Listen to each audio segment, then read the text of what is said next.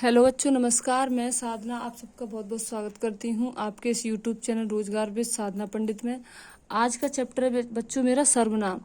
जो हाँ ठीक है, जो सर्वनाम है आज मैं उसको पढ़ाऊंगी और आप उम्मीद है आप बहुत अच्छी तरीके से और अपना चैप्टर भी मजबूत बनाएंगे। तो ज़्यादा आपका टाइम ना गवाते हुए मैं आगे चैप्टर शुरू करती हूँ। अगर आप मेरे चैनल पे बच्चों नए जुड़े हुए हैं तो प्लीज़ मेरे चैनल को लाइक कीजिए, सब्सक्राइब कीजिए और भी बच्चों में शेयर कीजिएगा। ठीक है बच्चों, तो हम आगे बढ़ते हैं। आज मैं लेके आई हूँ सर्वनाम। तो सर्वनाम का क्या होता है बच्चों? जैसे सर्वनाम है, सर्वनाम का अर्थ होता है बच्चों एक अपने आप में सबका नाम। क्या होता है? सबका नाम। तो इसका उपयोग कैसे, देखो इसका उपयोग कहाँ कहाँ होता है वो बता रही हूँ मैं। कैसे? देखो, संज्ञा पदों के स्थान पर। संज्ञा जैसे किसी व्यक्ति, वस्तु, स्थान के नाम को संज्ञा कहते हैं। वाक्य को सुंदर बनाने में, जैसे कोई वाक्य लिखा हुआ है कोई बड़ा, ठीक है, तो उसको उसमें अगर सर्वनाम दे दीजिए। जैसे कोई अभद्र कोई नाम लिखा हुआ है, मान लो हमें वो अच्छा नहीं लग रहा, तो हम ऐसे भी लिख सकते हैं वह बहुत सुंदर है या वह बहुत महान व्यक्ति है। इस तरीके से वाक्य को हम सुंदर बना सकते हैं। और अगला है हमारा जैसे संज्ञा की पुनरावृत्ति रोकने हेतु।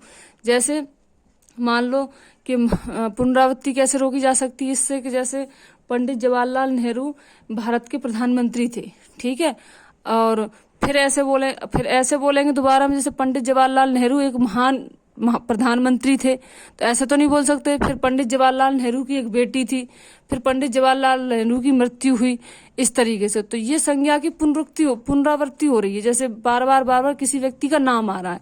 और इसको हम रोक कैसे सकते हैं? जैसे पहले हम वैसे बोल सकते हैं पंडित जवाहरलाल नेहरू एक महान व्यक्ति थे, ठीक है, फिर बोलेंगे अगला वो बहुत ही ईमानदार व्यक्ति थे, या उनकी एक बेटी थी, ठीक है, और उन्होंने बहुत अच्छे अच्छे काम किए, तो उनकी, ये सब बच्चों हो गए सर्वनाम।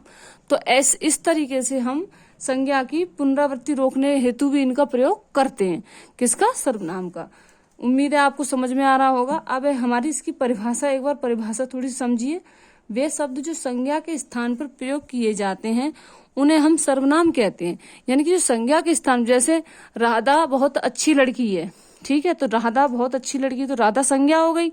अब उसकी जगह पे हम क्या यूज कर सकते हैं? जैसे वह सुंदर लड़की है, तो जो संज्ञा के स्थान पर प्रयोग किए जाते हैं वो सर्वनाम कहलाते हैं, ठीक है।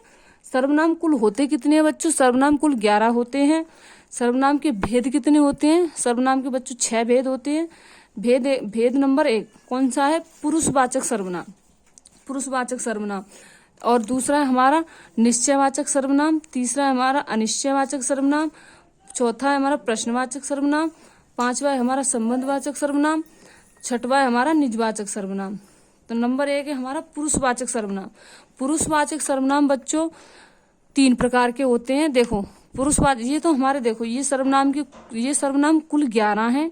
सर्वनाम की भेद 6 हैं, ठीक। अब जो हमने ये पहला वाला उठाया है ना पुरुषवाचक सर्वनाम, तो पुरुषवाचक सर्वनाम जो है 3 प्रकार के हैं। वो कौन कौन से हैं? देखो उत्तम पुरुष, मध्यम पुरुष और अन्य पुरुष। अब इसमें यूज कैसे? और देखो पुरुषवाचक सर्वनाम यूज देखो किस किस में होता है। ये स्त्री और पुरुष दोनों में यूज होता है, स्त्री और पुरुष दोनों में यूज होता है, ठीक है। इस बात को हम ध्यान रखेंगे अच्छी तरीके से, किस किस में यूज होता है। स्त्री और पुरुष दोनों में यूज होता है।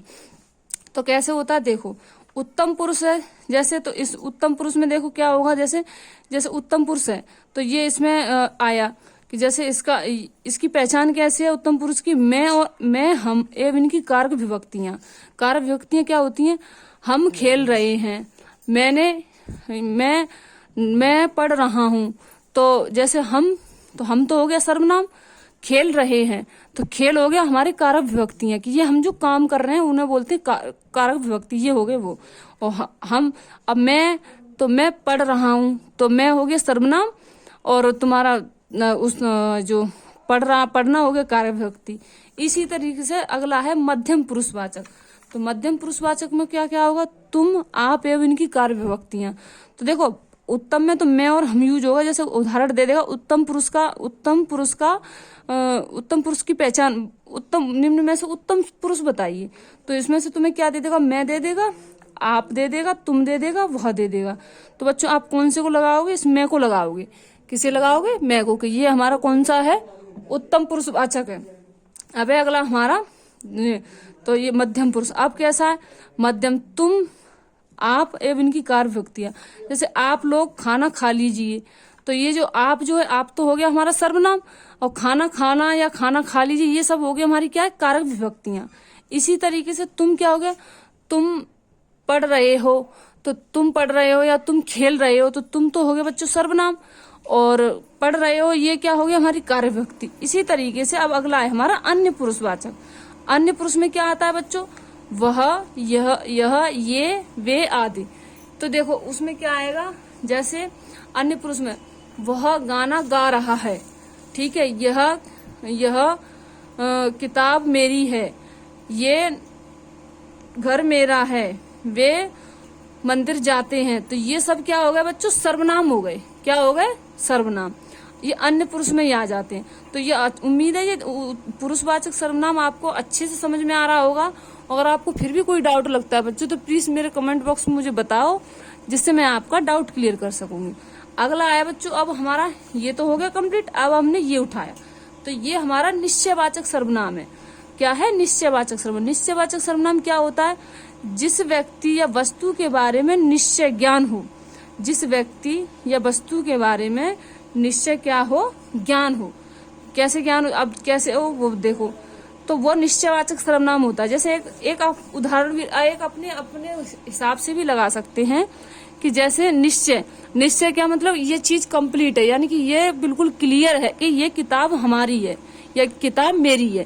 तो ये क्लियर है कि जैसे मोहन, यह पेन मोहन का है, तो ये क्लियर है कि ये पेन मोहन का है। तो ये हो गया हमारा निश्चयवाचक सर्वनाम। तो इसे कहते हैं हम निश्चयवाचक सर्वनाम। कैसे? यह मेरी पुस्तक है, यह मेरे कपड़े हैं, यह मेरा मोबाइल है। यानी कि जो चीज बिल्कुल निश्चित हो कि हाँ ये किताब मोहन की ही है, तो उसे हम कहेंगे निश्चयवाचक सर्वनाम। ठीक है। अब आ जाओ, इसमें क्या होता है, बच्चे इस क्वेश्चन को गलत कर देते हैं, तो मैं लिख के लाई उसी वजह से बता रही हूँ इस बात को, इस पॉइंट को समझिए। और अधिकतर क्वेश्चन यहीं से बनते हैं कि सब इतना तो सब रट लेते हैं, पुरुषवाचक सर्वनाम, निश्चयवाचक सर्वनाम, भेद 6, कुल सर्वनाम 11, लेकिन जब क्वेश्चन बनता है ना, तो ये क्वेश्चन, इस क्वेश्चन में से पहचान नहीं पाते बच्चे, ये क्या है ये क्या है। इस बात को याद रखो, यह मेरी पुस्तक है, तो ये हमारा निश्चयवाचक सर्वनाम। अब ये चीज आपको दिख रही होगी, देखो पढ़ो। वाक्य के शुरुआत में यदि सर्वनाम के बाद में संज्ञा आए तो वह सार्वनामिक विशेषण हो जाता है। वाक्य के शुरुआत में यदि सर्वनाम के बाद में संज्ञा आए, कैसे? सर्वनाम के बाद में संज्ञा आए, कैसे? यह घर मेरा है, क्या है? यह घर, तो यह तो होगा बच्चों सर्वनाम, ये सर्वनाम है, ठीक है।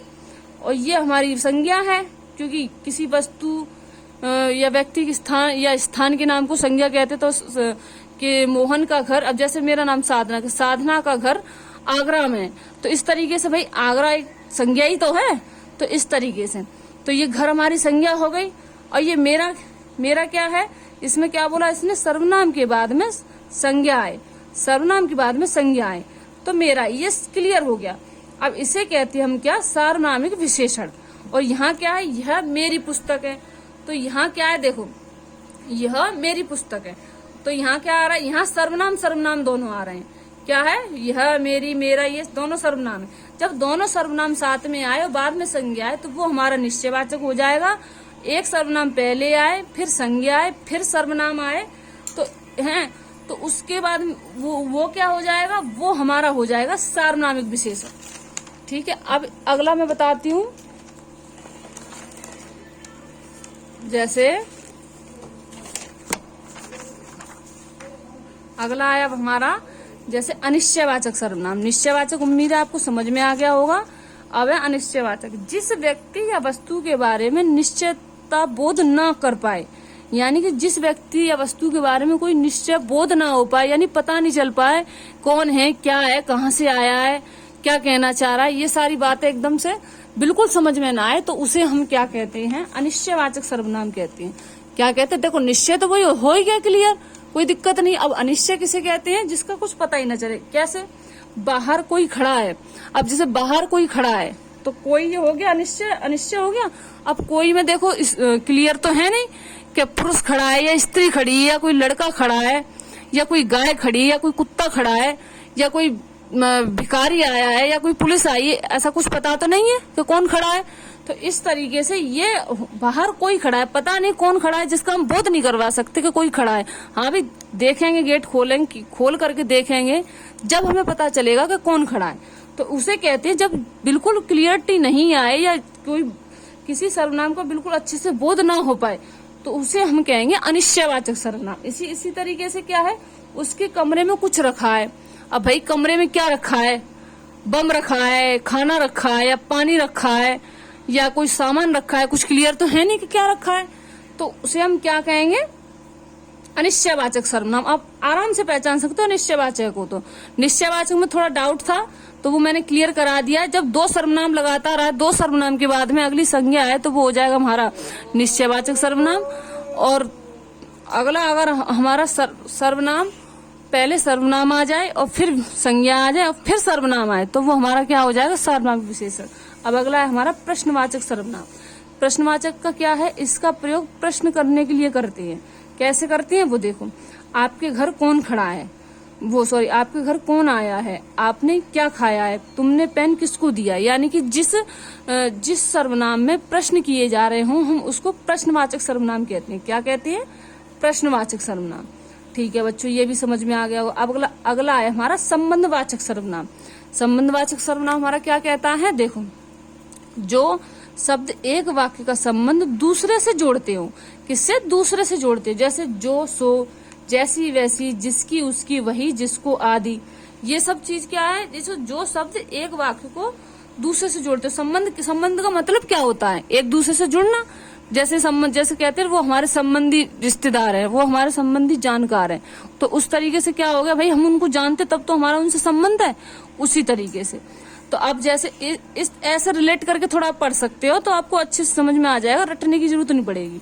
अब है जैसे, अब उदाहरण इसका क्या है वो देखो, जैसी करनी वैसी भरनी, जिसकी लाठी उसकी भैंस, तुम वही लड़के हो जिसको कल पार्टी में देखा था। जैसे आप अगर ये भी पहचान लो, जैसे जो, सो, जैसी, वैसी, जिसको, उसकी, ये अगर सारी चीजें आए तो समझो हमारा संबंधवाचक सर्वनाम है। और अगर संबंध एक दूसरे से दर्शा रहा है तो वो हमारा संबंधवाचक सर्वनाम है। अगला है हमारा बच्चों निजवाचक सर्वनाम। निजवाचक क्या, जो निजता, यानी कि जो स्वयं, क्या होता है, स्वयं का मतलब, निज का मतलब होता है खुद। अगर जैसे उस काम को हमें खुद ही करना है तो उसे, उसका मतलब होता है निज, यानी कि खुद। तो इसका क्या है वो पढ़ लो थोड़ा सा। देखो जैसे इसमें कर्ता स्वयं के लिए प्रयोग करता है। जैसे निज मतलब क्या हो गया, मैं खुद, ठीक है।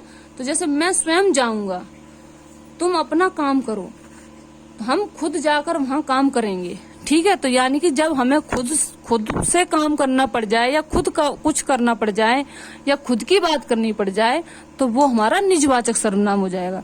उम्मीद है बच्चों सर्वनाम मैंने बहुत अच्छी तरीके से पढ़ाया है और उम्मीद है आपको बहुत अच्छी तरीके से समझ में भी आया होगा। ऐसे ही बच्चों लगातार आप मुझसे जुड़ते रहिएगा और प्लीज मेरे चैनल पर नए आए हैं तो लाइक कीजिए, सब्सक्राइब कीजिए और भी बच्चों में शेयर कीजिएगा। प्लीज मेरे चैनल को सपोर्ट कीजिएगा।